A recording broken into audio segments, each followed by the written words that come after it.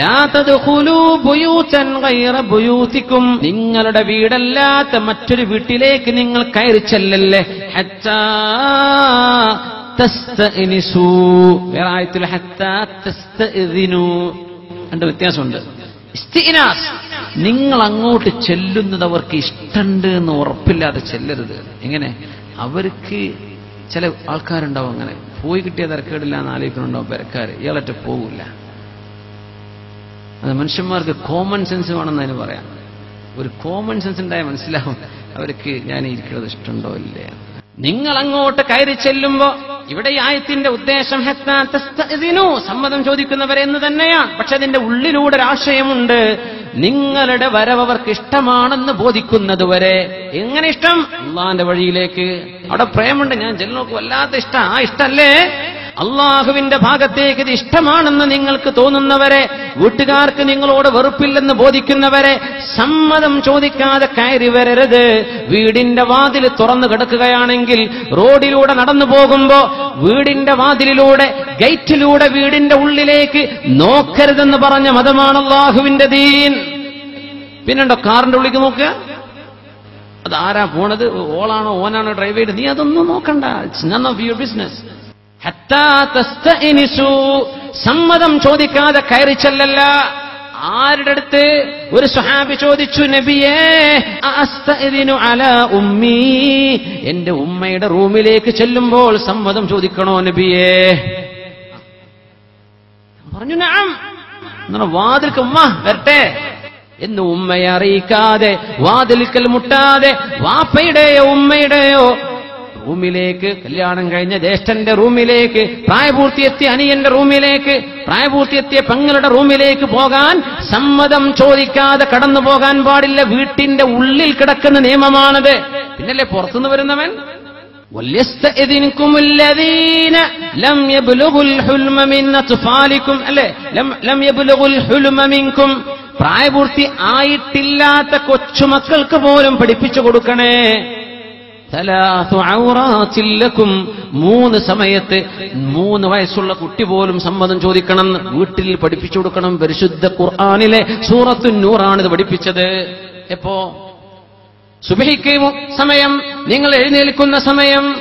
2 വഹീന തളഊന സിയാബകും മിനൽ മുഹീറ, ഉച്ചയ്ക്ക് നിങ്ങൾ വസ്ത്രമൊക്കെ ഒന്ന് മാറ്റിവെച്ച് വിശ്രമിക്കാൻ കിടക്കുന്ന ഉച്ചമയക്കത്തിന്റെ നേരത്ത് നിങ്ങളുടെ റൂമിലേക്ക് കയറി വരണമെങ്കിൽ കൊച്ചു കുട്ടിയോട് പഠിപ്പിച്ചു കൊടുക്കണം. വാതിൽക്ക് മുട്ടിയിട്ട് കടന്നു വരാവൂ. ലോക്കിടാൻ പറ്റാത്ത റൂമാണെങ്കിൽ, ലോക്കില്ലെങ്കിൽ പോലും സമ്മതം ചോദിക്കണം. വാതിൽക്ക് മുട്ടി അറിയിക്കണം. പിന്നെ പറഞ്ഞു വമിൻ ബഅദി സ്വലാത്തിൽ ഇശാ, ഇശാ നിസ്കാരത്തിന്റെ ശേഷം കടന്നുറങ്ങുന്ന സമയമാണ്.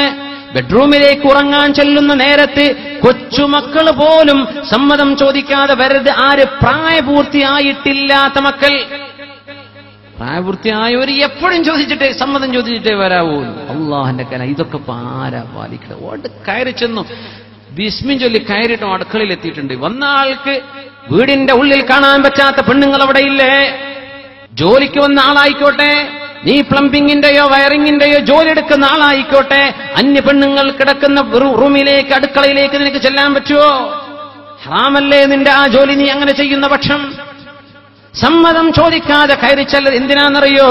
തലമറക്കാത്ത പെണ്ണുങ്ങളുണ്ടെങ്കിൽ തലമറക്കാനും, വസ്ത്രം മാറാനുള്ളവർക്ക് വസ്ത്രം മാറാനും, ഒരു മനുഷ്യന്റെ ഔറത്ത് മറ്റൊരാൾ കടന്നു പോകുന്ന അവസ്ഥ വരരുത്. അച്ചടക്കം വീടിന്റെ ഉള്ളിൽ വേണം. അതുകൊണ്ട് സമ്മതം ചോദിച്ച്, വീട്ടുകാര് സമ്മതം തന്നാലല്ലാതെ റൂമിലേക്കുള്ള ഓട്ടം വേണ്ട. ഒരു വീട്ടിലേക്ക് കയറി ചെല്ലുന്നത് അങ്ങ് വീടെന്ന് പറഞ്ഞ സ്വകാര്യതകളാണ്. അതുകൊണ്ട് ഒരാളുടെ ഇമെയിൽ ഹൈജാക്ക് ചെയ്യരുതെന്ന് പറയാൻ കാരണം, ഒരാളുടെ ഫേസ്ബുക്ക് പേജ് നമ്മൾ അറ്റാക്ക് ചെയ്യരുത്, അല്ലെങ്കിൽ അതിൽ കയറിയിട്ട് എന്തെങ്കിലും അതിനെ ഫ്രോഡായി ഉപയോഗിക്കരുത്. ഒരു മനുഷ്യന്റെ സ്വകാര്യതകളാണ്. സ്വകാര്യതകൾ ഒരു മനുഷ്യന്റെ പെർമിഷനില്ലാതെ കടക്കാൻ പാടില്ല. ഇന്നാകെ സ്വകാര്യതകൾ മുറിച്ചു കടക്കുന്ന കാലമാണ്. ഒരു മനുഷ്യന്റെ ഐബ നോക്കി നടക്കുന്നത്. എത്ര നല്ല കാര്യം പറഞ്ഞിട്ടുണ്ടാവും, നാലൊരു കുഴപ്പം പറഞ്ഞിട്ടില്ലല്ലോ, അതിലാ സങ്കടം. ഒരു കുഴപ്പം കിട്ടാൻ നമ്മൾ ആലോചിച്ച് നടക്കുന്നത്. എത്രയോ നന്മ ചെയ്യുന്ന മനുഷ്യന്മാരുടെ ജീവിതത്തിൽ എന്തെങ്കിലും പിഴവ് സംഭവിച്ച അതങ്ങട്ട് സെലിബ്രേറ്റ് ചെയ്യാൻ ഇന്ന് മുസ്ലിമീങ്ങൾ ചെയ്തുകൂടാ. അബൂജഹലിന്റെ മാന്യതയെങ്കിലും മുസ്ലിമീങ്ങൾക്ക് വേണമെന്നാ പറയാം. അബൂജഹലിന്റെ മാന്യത അബൂജഹലിന് മാന്യത ഉണ്ടായിട്ടുണ്ടോ എന്ന് നമ്മൾ ആലോചിക്കുക അല്ലേ? അബൂജഹൽ ഫിർഔനു ഹാദിഹിൽ ഉമ്മ, ഈ സമൂഹം കണ്ട ഫിർഔനാണെന്ന് റസൂലുള്ളാഹി തങ്ങൾ പറഞ്ഞ അംർ ഇബ്നു ഹിഷാം. അബൂജഹൽ ബദർ യുദ്ധത്തിൽ കൊല്ലപ്പെട്ട ശത്രു. അയാളുടെ മാന്യത മിനിമം അത്രയെങ്കിലും നമ്മുടെ മുസ്ലിമുകൾക്ക് വേണമെന്ന്. നോൺ മുസ്ലിങ്ങളൊന്നും കേൾക്കേണ്ടതൊന്നും ഈ പറയണത്. നമ്മളെ തന്നെ പല്ലുകുത്തി വണക്കണപ്പതേ.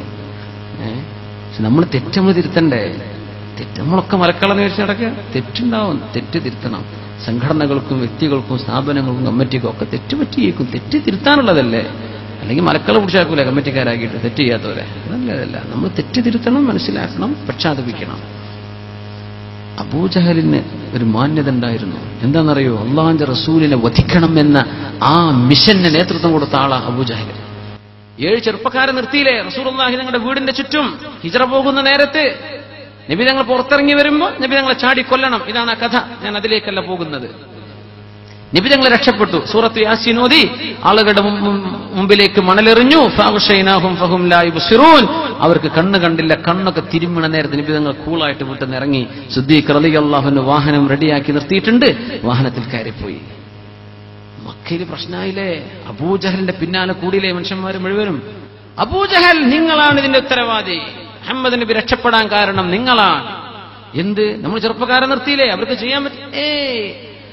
എല്ലാ അനുയായികളും മദീനയിലേക്ക് പോയി കഴിഞ്ഞതിന്റെ ശേഷം അലി എന്നവരും സിദ്ദീഖ് എന്നവരും മുഹമ്മദ് റസൂലുള്ളാഹി ഇവരല്ലാതെ മറ്റാരും മക്കയിൽ ബാക്കിയില്ലല്ലോ.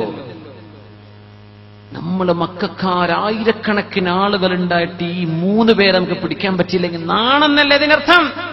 അബൂജഹൽ പിന്നെയും പറഞ്ഞു, മുഹമ്മദ് നബി വീട്ടിൽ നിന്ന് ഇറങ്ങിപ്പോയി, ഉണരുന്നവരെ കാത്തിരുന്ന് കിട്ടിയില്ലല്ലോ. അബൂജഹൽ, ഉണരുന്നവരെ കാത്തിരിക്കാണോ വേണ്ടിയിരുന്നത്? ആ വീട്ടിലേക്ക് രാത്രിക്ക് രാത്രി ഇരച്ചു കയറി ചെന്ന് മുഹമ്മദ് നബി ഞങ്ങളെ പിടിച്ചുകൊണ്ടുവന്ന് തലവരണ്ടായിരുന്നോ? നിങ്ങൾ അത് ചെയ്തില്ലല്ലോ. ഉണരാൻ വരെ കാത്തിരുന്നല്ലേ? എന്റെ വീടിന്റെ ഉള്ളിൽ കയറി പിടിച്ചുകൊണ്ടുവന്നോടായിരുന്നോ? ആര് ചോദിച്ചു? ശത്രുക്കൾ. അന്നേരത്ത് അബൂജഹൽ കൊടുത്തൊരു മറുപടി ഉണ്ട്. ചരിത്രം പഠിക്കുമോ മനസ്സിലാവത്. അബൂജഹൽ എന്താ പറഞ്ഞെന്നറിയോ? അറബ്, എന്നിട്ട് വേണം അറബികൾ എന്നെപ്പറ്റി പറയാൻ. വരും കാലക്കാർ അറബികളുടെ ചരിത്രം പറയുമ്പോ അംർ ഇബ്നു ഹിഷാം മുഹമ്മദ് നബിയുടെ വീട്ടിലേക്ക് കയറിയ ആ ഒരു സംഭവം ഞാൻ നടത്തുന്ന ആളുകളെ അറബികൾ എന്താ എന്നെ പറ്റി പറയാം? അംർ ഇബ്നു ഹിഷാമിൻ ഹുർമത ബൈതി മുഹമ്മദിൻ വറവഅ ബനാതിഹി. എന്നിട്ട് എന്നെപ്പറ്റി ചരിത്രം പറയണമല്ലേ?